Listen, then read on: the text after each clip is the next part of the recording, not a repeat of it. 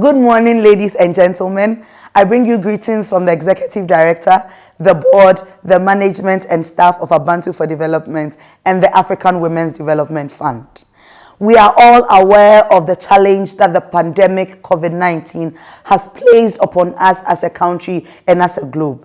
And for that reason, we're extremely appreciative of you taking time off in your homes, in your workplaces, and wherever you may be to listen to us on Ghana's Affirmative Action Bill, what the issues are, what the processes have been so far, and how we all as citizens and key stakeholders can collectively advocate for the passage of the bill into law within the shortest possible time.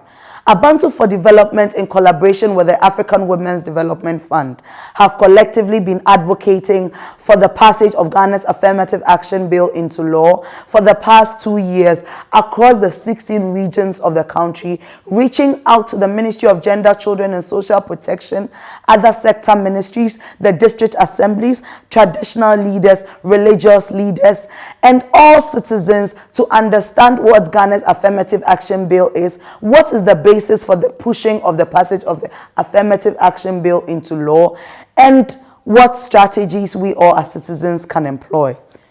We are extremely grateful to you for your commitment towards the promotion of women's rights and gender equality in Ghana.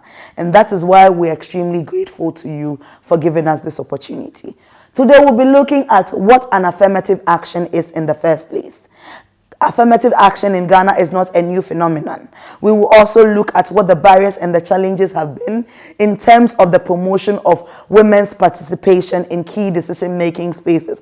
We will look at Ghana's historical context in terms of women's representation in decision-making spaces, the status of the bill and the processes that the bill has gone through so far, what the key issues are within the bill, what are the articles of the bill, what is the basis at all for the pushing of Ghana's Affirmative Action Bill into law, what are some of the successes and the lessons we can learn from other African countries that have been able to pass the bill into law, and then what strategies we all as citizens can employ to get the bill passed into law. Affirmative action is not new to Ghana. Affirmative action is not a permanent measure. An affirmative action is a temporary measure that is put in place to address issues of discrimination and marginalization that have been done to any group of people, regardless of their geography, their gender, their origin, and wherever they may be. Thus, if as a society we recognize and acknowledge that over time a group of people have been marginalized and discriminated against, and that has affected their socio-economic and political status, and we seek to raise them up to be able to be at par with the entire society, we put in place measures, and these measures are what we term as affirmative action. So affirmative action is a remedial strategy. It's a temporary measure that is put in place. It is not permanent, and when the issues of discrimination are dealt with, the affirmative action measures are pulled back. Moving forward, we will look at how Ghana as a country has used affirmative action to address issues of marginalization, discrimination, and to bring up some of its citizens that were hitherto marginalized. The first president of the Republic of Ghana, Osagyefo Dr. Kwame Nkrumah, in 1960, brought together a law called the People's Representation Act that mandated 10 women from the 10 regions of Ghana to be part of Ghana's first parliament without election. This is because the first president of Ghana acknowledged that as a people, women's representation in parliament wasn't something that we were used to. Therefore, a measure needed to be put in place to ensure that women were actively participating in Ghana's parliament, because election could not have dealt with that issue. So the then President Osagyefo Dr. Kwame Nkrumah put in place the People's Representation Act, where 10 women were part of the first parliament in Ghana. Currently, the government is implementing the school feeding program to schools that are deprived. This is because as a country, we acknowledge that there are certain areas within our country that have deprived children. where children are unable to go to school because they do not have access to food. They would rather stay at home where they can find food to eat than go to school and remain hungry. Therefore, as a country, we have put in place a program called the School Feeding Program, where children in very deprived areas can have access to one hot meal a day to be able to keep them in school and not go back home to eat where they don't even return back to school. This is a measure that is not spread across all schools in Ghana. Why? Because we acknowledge that not all schools have the same socio-economic status, and that is why we reach out to the deprived areas of our communities. And this is an affirmative action because it is meant to make sure that all children in school go to school. All children in Ghana go to school regardless of wherever they find themselves, whether rural, whether urban, whether peri-urban, whether deprived. And that is a measure of an affirmative action. Moving on, the SADA and the JIDA, as we all know, are affirmative action measures where the then government realized that the northern sectors of our country are very deprived. Therefore, measures have to be put in place to ensure that the northern sector also becomes at par with the southern sector in terms of socio-economic and political issues. And that is why the SADA and now the Northern Development Authority have been put in place. Because the youth of Ghana are mainly unemployed, the government put in place the JIDA to ensure that the youth also have access to jobs, to ensure that the youth in the country have also some access to economic empowerment. Currently in our universities, in the University of Ghana, in the Kwame Nkrumah University of Science and Technology, and also in the University of Cape Coast, there are affirmative action measures where girls who seek to enter into the universities are given a higher cutoff point. So let's say if the general cutoff point in the university is grade 17, girls with grade 18 are given the opportunity to enter into the universities because we acknowledge the challenges that girls generally face in terms of their education. We know the issues where in certain areas in the country, girls are stopped from going to school when they are in their time of the month. Therefore, these are measures to ensure that hitherto in the universities, girls were not as much as boys. So these are measures to put in place to ensure that girls are also within the universities. Moving forward, we're going to look at some barriers and challenges to women's participation in decision-making processes.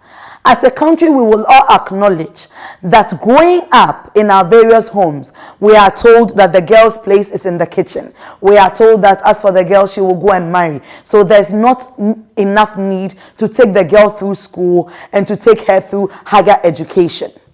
We are told that when there's a gathering and the men speak, the women do not speak. These are all sociocultural practices that have impeded women's participation in decision-making spaces. We have some proverbs such as when a woman buys a gun, she puts it in the bosom or in the home of the man. We have proverbs such as the woman sells garden eggs and not gunpowder. These are certain proverbs and practices as a country that have impeded women's ability to effectively participate in key decision-making spaces within our societies. Because the moment she gets up, we say, as for the woman, she's always quiet. She doesn't speak. A woman is seen and not heard. Therefore, she must give her ideas to her man to be able to speak up for her. Our attitudes and gender stereotypes. We say, the woman's place is in the kitchen. The man's place is to be a leader. The man's place is to be the head. The woman's place is to be a subordinate. All these issues have hindered women's ability to speak up when they even have ideas, when they have concrete expertise, knowledge, and issues that can support us in our development as a country. We say that women do not have the capacity to participate effectively in key decision-making spaces. Moving on. Issues such as the extreme competitive nature of politics denies women the ability to participate in decision-making spaces in Ghana. If we look at our current political space, issues of insults, issues of backbiting, issues where women who seek to contest for key spaces such as members of parliament, such as district assemblies, have been insulted as harlots and called other names, even when these happen to be untrue. The moment a woman seeks to occupy a key decision-making space, the first question we ask, is she married? Has she finished taking care of her children? And these are all issues that hamper women's participation in key decision-making spaces. As a country, our push and advocacy towards Ghana's Affirmative Action Bill began way back in 1998. Where affirmative action guidelines were passed by cabinet to ensure that the affirmative action bill was drafted. Government appointed a committee to draft these guidelines and then to draft an affirmative action policy to ensure that more women were not only appointed but also elected into parliament, into state institutions, and also into the district assembly level. The national target as a country was to ensure that in all sectors, whether public institutions, whether in parliament, whether at the district assembly, whether in ministerial appointments, whether in ambassadorial appointments, women have not less than a 40% representation. So the bill generally seeks to ensure that neither men nor women have a minimum of 40% representation. The Electoral Commission, which is a key institution in terms of elections and participation in decision-making spaces, was also a part of these processes to encourage and ensure that political parties, in presenting their list for members of parliament for election, ensure that a 40% of these numbers were women. Neither women nor men would have less than 40% within these lists. Currently, as a country, our district assembly directives say that in terms of the appointments of district assembly members, a minimum of 30% must be women. However, these directives have not been followed through, mainly because they are simply directives and not laws with no legal backing, simply directives. And that is why it is essential for a law like the Affirmative Action Bill to be passed to ensure that measures are put in place as well as sanctions so that we can all adhere to the minimum of 40% women's representation in decision-making space. Ghana's Affirmative Action Bill has gone through a number of processes, from roundtable discussions across the 16 regions of Ghana, which was the then 10 regions of Ghana, to meeting with key stakeholders such as civil society, developing a comprehensive program on advocacy and communication around the Affirmative Action Bill, and to meet with all stakeholders across the regions. Some notable civil society organizations have since 2011 pushed for the passage of the bill into law, such as ABANTU for Development, the Network for Women's Rights in Ghana, the Affirmative Action Bill Coalition, the African Women's Development Fund, and other civil society organizations that are pushing for the passage of the Affirmative Action Bill into law. There are a number of processes.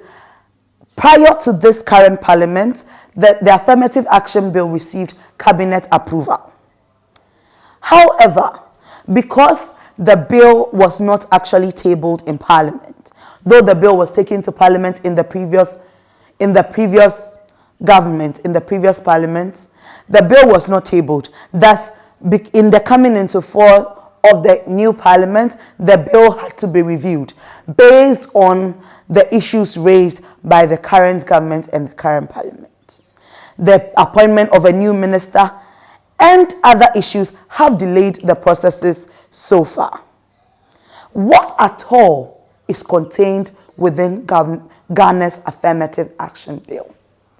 The purpose of Ghana's Affirmative Action Law is to ensure the full achievement of gender equality of women and men in Ghana's political, social, economic, cultural, and educational spheres of the country.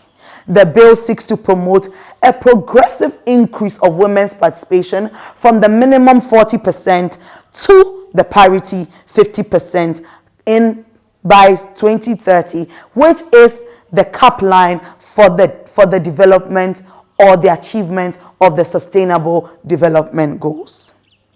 The current draft bill of 2018 has 36 clauses, 6 schedules towards the achievement of gender equality and women's development. The bill seeks to ensure that in all public and private institutions, women have an active representation of not less than 40%. ABANTU for Development in 2018 conducted a research to identify women's participation at the lower level, the higher level, and the managerial level of state institutions in Ghana. Within Ghana's public institutions, such as the Ghana Prison Service, the Ghana Police Service, the Ghana Immigration Service, SNIT, Cocoa Board, and other key state institutions.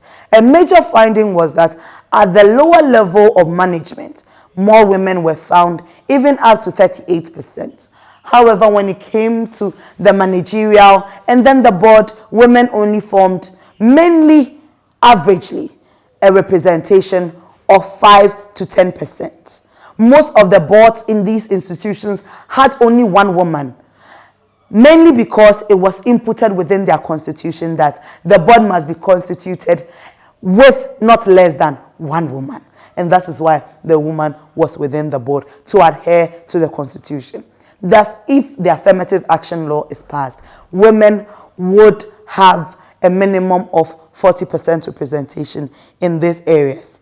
The bill seeks to also put in place a committee that would ensure adherence and compliance to the dictates of the law. Thus, if any institution or individual is found culpable or is found not adhering to the law, measures and punishments and sanctions would be meted out to these individuals and institutions.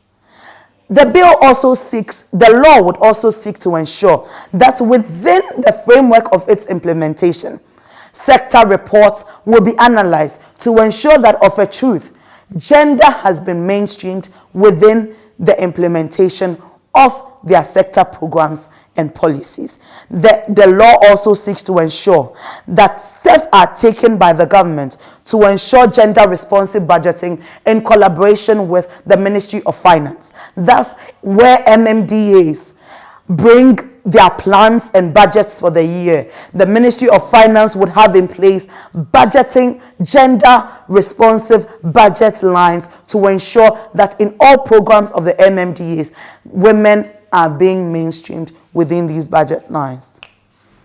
In terms of the appointments of ministers, in terms of the appointments of ambassadors, this law would also seek to make sure that women have at least a 40% representation of women in these areas.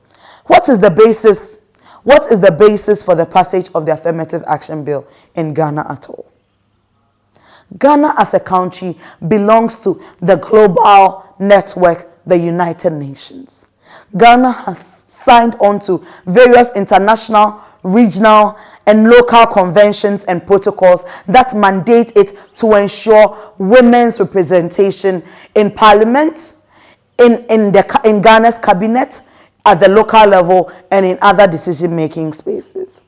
The Universal Declaration on Human Rights of 1948 ensures that women can be voted for and must be voted for if they really have the chance to vote for other people. We all know of the Convention on the Elimination of All Forms of Discrimination Against Women, the CEDAW, where it mandates all countries to ensure that a minimum of 30% of women participate in key decision-making spaces. The Beijing Declaration Platform of 1995, where Ghana is signatory, mandates all countries to ensure a minimum of 30% women's representation. The Protocol on Women's Rights by the African Union also mandates a minimum of 30%. The Solemn Declaration on Gender Equality also mandates a minimum representation of 30%. If as a country we have signed on to all these international laws, then we must adhere to their passage to ensure that not only have we just signed on to these bills, but also we are committed to ensuring that the dictates of these laws become a reality. As a country, we are guided legally by our 1992 Constitution. Looking through our 1992 Constitution, Article 17 provides that no group of people in Ghana will be discriminated against in terms of their gender, their origin, their race, or their ethnic groups. Therefore, as women, it is important that we are not discriminated against to participate in politics, in the politics of our country. Article 35(5) of the 1992 Constitution, which talks about the directive principles of state policy. It provides that the state shall actively promote the integration of the people of Ghana, including women, into the economic development of our country. Articles 35(6) also provides that the state shall take appropriate measures to achieve reasonable integration of gender balance into the recruitment and the appointment of citizens into public offices. Therefore, if our constitution gives us the opportunity to put in place measures, then the Affirmative Action Bill is in line, because these are only measures that are being put in place to ensure a gender balance in Parliament, in ambassadorial appointments, ministerial appointments, participation in public institutions and private institutions. Is it only Ghana that is doing this within the Africa region and the world? No. Because we all are signatories to these international and African conventions and protocols, other countries have already begun ensuring women's active participation in key areas of their development. If we look at a country like Rwanda, Rwanda currently has a 68% women's representation in their decision-making spaces. And if we look at the kind of development that goes on in Rwanda, it's a clear evidence that where women are given the opportunity to bring on board their expertise, to bring on board their knowledge, their ideas, their innovation, women have the opportunity to contribute effectively towards the development of any nation. Just in December 2019, the current Speaker of Parliament, Honorable Professor Michael Quay, stated that if measures are not put in place to ensure women's active representation in Parliament, we stand to reach a point in Ghana's development where the Parliament of Ghana would have no woman. Because if these measures are not put in place, the few women in Parliament would step down because of the insults, because of the socio-economic and political backbitings that are rented against women. In Uganda, the Ugandan government has embedded within its constitution an affirmative action clause that reserves seats for women. It is important that some kind of measure is put in place. For Uganda, it is reserving seats. For Ghana, it is making sure that when political parties present their list to the Electoral Commission, it would have a minimum of 40% women on that list, so that at least women can be elected. It is also to ensure that in the appointment of the ministers and ambassadors by the government, at least women would have a 40% representation. In Senegal, in 2010, Senegal passed the gender parity law, which mandates all the political parties to nominate an equal number of women and men within their party structures and also to the Electoral Commission. Therefore, these measures are not new to Ghana, and these are lessons that we can learn from other countries that are thriving. In Burkina Faso in 2009, a new law was passed that requires that at the municipal and at the national level elections, a minimum of 30% of the candidates should be women. Finally, in Guinea, in May 2019, Guinea also passed a parity law that secures a 50% representation of women in elective positions. How beautiful is this if Ghana could have some of these policies? And that is why we are pushing for the passage of the bill into law. The majority Speaker of Parliament and the minority Speaker of Parliament, together with the Speaker of Parliament himself, have stated that if as a country we prevent women from adequately representing in decision-making spaces, it is going to mar our development in total. The Ghana Statistical Service states that women constitute 51.3% of Ghana's total population. If all these countries we have stated are putting in place measures to ensure that women are effectively participating in decision-making spaces, why is it that Ghana cannot do same? Our president has been given the Gender Equality Champion across the Africa region. It therefore behoves on us as a country to make sure that this title is worthy of us. Currently, the participation of women in parliament stands at 13.8%. Women's representation at the local level stands below 5%. Women's representation in the ministerial appointments and ambassadorial appointments stands below 20%. How then do we champion gender equality as a country within the Africa region? It is important that even in the realization of the Sustainable Development Goals, gender equality, which is Goal 5 of the SDGs, must be adhered to. One of the findings for the non-achievement of the Millennium Development Goals was that gender equality was not a key component of the MDGs, and that is why it failed in its implementation. Basically. So, in realizing the achievement of the SDGs, it is important that gender equality is realized within our country. It is also stated that women are underrepresented in all decision-making spaces in the country. The Speaker of Parliament, together with the majority Speaker of Parliament and the minority Leader of Parliament, have stated that if measures are not put in place, if critical measures are not put in place, we look forward to a time in Ghana's development and Ghana's parliament where no woman will be in parliament. Why? Because the current 13.8% are being marginalized by society. The insult and the backbiting deter women from even contesting in these key decision-making spaces. As a society, we also do not support women's candidature. Therefore, if measures are not put in place with legal backing, we stand a chance of having no woman in parliament. The Speaker of Parliament also stated that preventing women from actively participation in development is like an athlete who is running a race and decides that she or he would use only one foot or only one leg to run the competition. It is impossible for this athlete to win. As a country, we have women and men. Why is it that we want to deny one group the opportunity to effectively contribute to our decision-making spaces? Women have contributions to make towards Ghana's development. The Ghana Statistical Service provides that women constitute 51.3% of Ghana's total population.